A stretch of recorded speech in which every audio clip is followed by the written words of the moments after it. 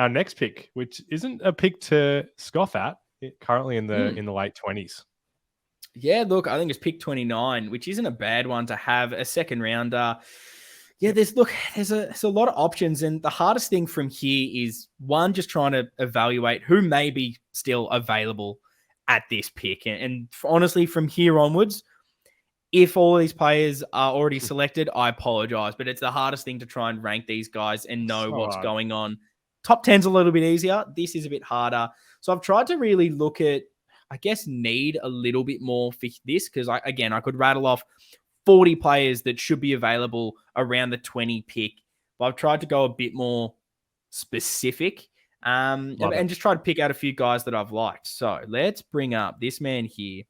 He's got an unreal name, Max GRUZEWSKI. He is 193 centimeters. He's basically a tall utility. He's played down back. He's played up forward from the Oakley Chargers.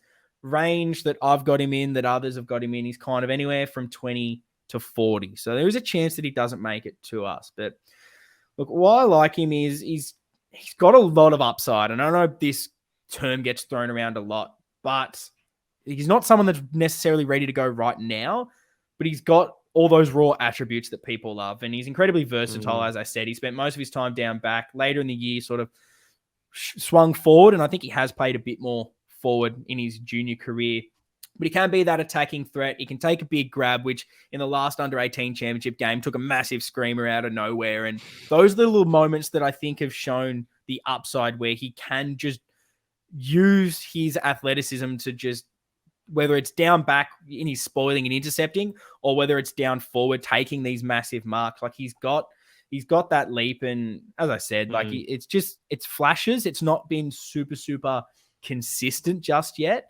but maybe that's down to him not being settled, I guess, in one position, and maybe that's hurt his development. But I think he's got some super upside. And if I'm looking at needs as well, I feel like we maybe don't have a lot of that key forward depth, that sort of extra guy that can be there. And he's not the tallest, but maybe we need a swingman. We need someone that can be that tall third intercept defender, or whether he can be someone that can play forward if we have an injury. I don't mind having this swingman. And if you want to fall in love with this guy even more as well, I've got something for you, because, God, this just tells you everything about him. In the 2K time trial at the Combine, I don't know if you've heard this story, but he's actually hurt his time, because he could have run that 2K and gone all the way to the end and impressed all the recruiters. He got right near the end, noticed Lewis Hayes that we've just spoken about, who had apparently collapsed multiple times throughout this 2K time trial. He'd gone too hard. He was on his hands and knees, and there was a video on Twitter of this. Lewis Hayes crawling to the finish line. Max goes, this man is in trouble. He stops, goes back, and helps him get over the line. Like, what a human being. He cared more about helping someone else out than his own bit of glory. And for me, that's better than getting an extra 30 seconds on your time trial. Sounds like that's the perfect pairing. If we end up landing with Hayes with our first, then get him on. Pair the boys up. That's the love story we need. But yeah, it's maybe a little bit of a different position that we maybe don't 100% need. But again, I'm just looking at this second round pick. Like, how many second round picks always come on? Is it better to get someone with a bit more upside and versatility in this kind of position? He was someone that definitely stood out for me. For sure. And I mean, I think when we did our kind of list analysis episodes and kind of reflecting on them, I don't even really feel like there would be me personally, a disastrous type for us to be able to select. Like, it's not like you look at a position and you go, oh my God, we need to get rid of multiple players in this position, let alone take anyone. So I'm definitely not going to judge any kind of types that you suggest. And I think it goes back to what we kind of mentioned earlier, where it's sometimes just going that talent, because worst case, he develops really, really good, becomes an absolute superstar, and whoever is taken over, you end up just getting value for them. It's never a bad thing if he, I doubt it would happen, but if he pushes out a Harry Mackay, like that's not the worst thing ever because it means you've got a superstar. And I don't expect him to do that, but it's always a positive thing if he turns into an absolute gun. No, I like it, mate. I like it. What else you got? So I got another guy here. His name is COBY BURGIEL. He is a bit more in vein of what we've been talking about. He's 183 centimeters. He's more that midfielder forward, playing for the Gippsland Power. Again, that sort of 20 to 40 draft range. Speed and versatility is this man's biggest attributes. And we've spoken about speed being something we need on the outside. That's why I've chosen this guy.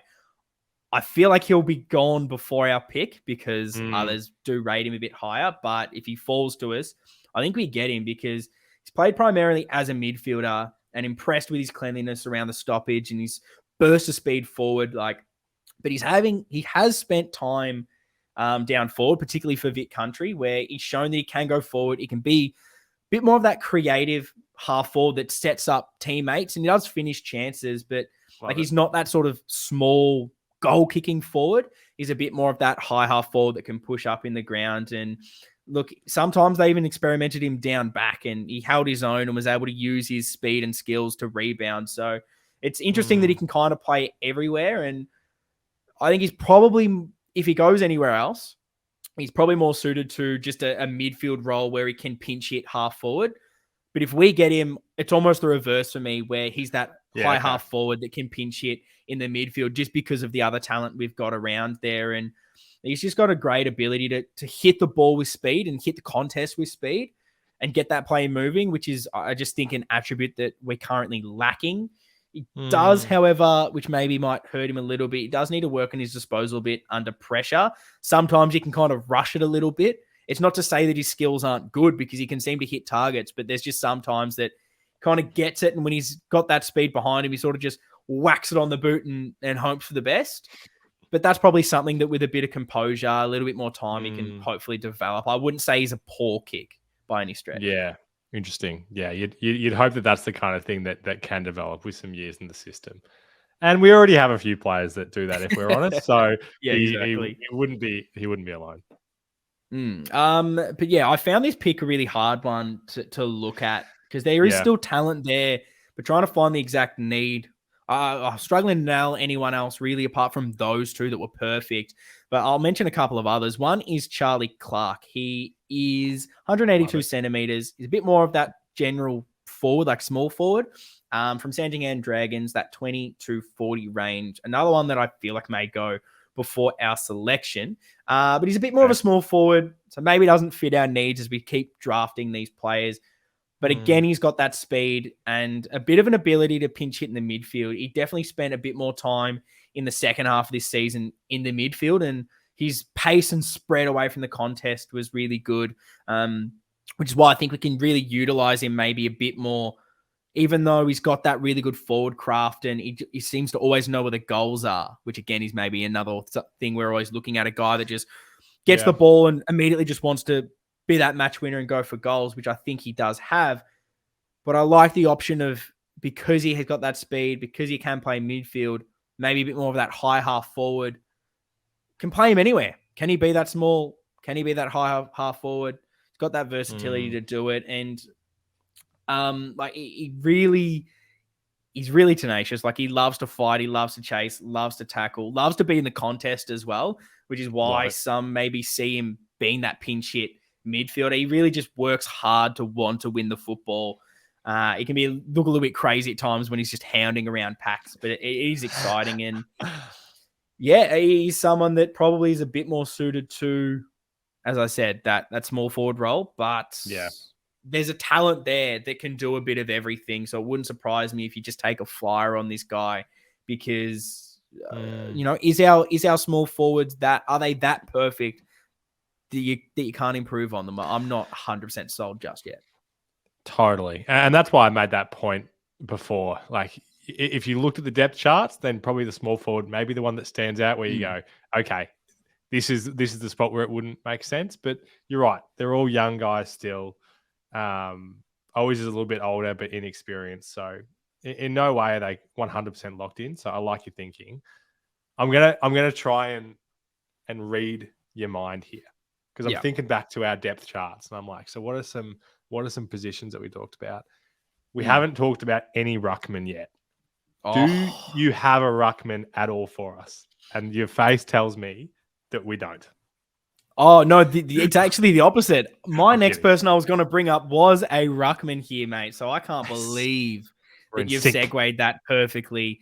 It is Harry Barnett, because he is actually scheduled to go around, honestly, these kind of picks. The 20 to 40 range, as I mentioned, West Coast have been someone that apparently may take him. He's 202 centimeters, 97 kilos, from West Adelaide. Ooh. And look, he is the best ruckman in this draft class. However, not to be too harsh on Big Harry, but in fairness, the competition this year in ruckman isn't great. There's not a lot of other ruckmen in the draft pool. There's probably about one or two that may go quite late. So while there is no one else, he has been super impressive. Issue is, and we've said this, do we need another developing ruckman? Like, he isn't someone that's really going to come in straight away and be that dominant guy. With Murkov there, with De Koning, is it the perfect position? I feel like we both want someone a bit older, but at his height, and a bit of strength as well that he's got at the moment, he can really dominate in the ruck. He's shown that he's got some strong marking ability, particularly, I guess, floating around the ground, winning some contested marks. Doesn't really hit the scoreboard a lot. He isn't really that ruckman that goes forward. He's definitely a bit more that traditional ruckman in a sense. Not that he's just like a tap. He can do stuff around the ground, just doesn't seem to go forward. But yeah, definitely the best ruckman in this draft class, and should go around this pick. It'd be interesting to see whether we actually chuck another young ruckman onto this list. Well, I feel like that raises what in my head feels like an interesting question. I mean, you would have seen a lot of young ruckmen playing this year. So why then is the best ruckman in the crop looking at going around that 30th pick? Why is there this, No, it's an interesting point, and I think that it probably just comes down to, like, the talent just wasn't there. Like, there's like a Jackson Broadbent that might go quite late, and like the draft itself just isn't very ruck heavy. Like, there's not a lot of ruckmen, there's not a lot of key forwards, very intercept defender heavy.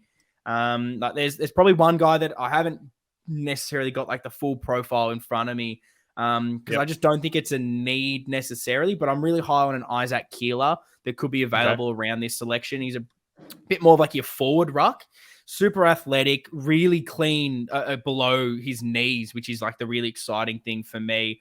I was at one of the under-18 championship games, and I was hearing a couple of like player managers and things talk amongst themselves, and heard one of them really mention Isaac Keeler, being like, mate, he's so impressive. Like, he's the one that really surprised him. So this guy could be something special, who's meant to go around this mark. But like with De Koning, maybe it doesn't fit that list need with an Isaac Keeler, even though I really like his attributes at being someone that can do a bit of both, compared to a Barnett that's just your straight ruckman. But yeah, I just think the quality of rucks hasn't been amazing. It just comes down to talent. And I guess those that are a bit smarter than me at this, and being able to recognize this guy compared to ruckman from the year before and the year before that, obviously there's just, he hasn't, I guess, dominated as much as you're maybe hoping, knowing that the talent in the draft pool isn't as high. Fair enough. Very, very good explanation. All right. Next player. I'm going to try and see it again. I do not have this list in front of me, listeners, if you're cynical of my mind reading. Outside mid. I hate this. You're actually too good. I hate this. I've got I know you. Literally the next one was like, look at this. He's a wing forward. It is Jackson Binns, 182 centimeters from Dandenong Stingrays. This guy really excited me, particularly late in the year. He's definitely below Hollands as like one of the next best wingers, but he's probably, as far as like hard running, two-way running midfielders, he's probably the next best from Hollands, to be honest. He has spent a lot of time forward as well, which has shown a bit of versatility of being able to kind of be that half forward, be that winger, do a bit of both, which probably complements something that we're looking for. He's got that speed and just that run that I think we lack. Downside, and it's a big downside, is his kicking. It's his kicking. There's a tendency to turn the ball over, or unfortunately, like, he knows what he wants to do and the player will be there in the lead and he'll kick it near the player, but he doesn't nail the player. It'll either be to his feet or just a bit to the side. And I know we're a bit wayward in our kicking. We've got some players that we want to shore up the ball use. At the moment, Jackson Binns is a little bit wayward, is a little bit all over the place with his disposal, but he just has no issues finding the ball. Like when he's in the forward line, when he's on the wing, he just seems to be around it. He's got that explosiveness, that speed, that he looks exciting and he can impact games with that outside run. Just lacks that bit of polish, which is why he's going in that second round. That's why he's not going to be that first round pick. He could even honestly float a lot further than like our draft pick. I tend to have him rated 5 to 10 draft picks higher than I've seen some others rate him at the moment. Just because I love his speed, and I feel like he's got some good attributes that can be match winning ability, which is why I rate some guys higher. But yeah, it's just that downside of his kicking that it hurts you. Feels like there's a Binns pun in there too. Nothing's coming to mind, but there's probably something there. He needs to get some Binns out there and start kicking the footies into him, I tell you, because he needs to line something up. If that's your pun there. But yeah, that's pretty much him. And there's kind of a similar-ish player. So if you want more outside, this is really another guy that he's probably rated, honestly, a bit further back. Like I've got Binns in just my rankings at 38. So a little bit past our 29 pick, and the next guy I've got at the next pick after that at 39, and it is, let me get this graphic up, almost forgot that for the viewers, it is Blake Drury, 176 centimeters, so it's a little bit short, but he's that mid forward from the Oakley Chargers, and that is an absolute footy factory at the moment. They're going to have a lot of kids drafted in this year of 2022, and look, he's a really solid high half forward that loves to push up and influence in the contest and get the ball moving forward. Real high work rate, and honestly tends, like similarly to a Binns, he always seems to find the football and be around it.